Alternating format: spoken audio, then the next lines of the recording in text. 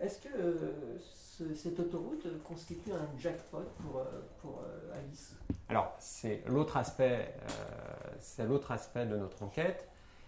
Effectivement, nous avons découvert que à la fois les intérêts de la dette obligataire émise à l'origine en 2002 et qui couraient jusqu'en 2016, les intérêts étaient extrêmement importants parce que c'était 4,5% indexé sur l'inflation, ce qui a permis de dégager auprès des créanciers de l'autoroute environ 360 millions d'euros.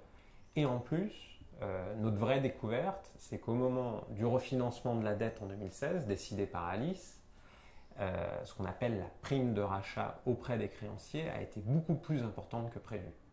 Concrètement, Alice avait estimé sa prime de rachat dans un premier temps à 128 millions d'euros et finalement, Alice a racheté la dette avec une prime de rachat auprès de ses créanciers à 320 millions d'euros.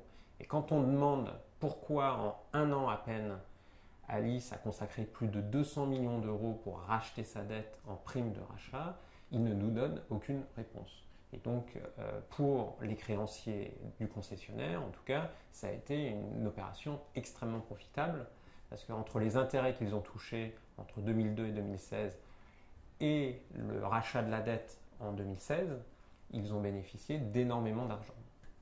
Est-ce que cette autoroute est la plus chère de France?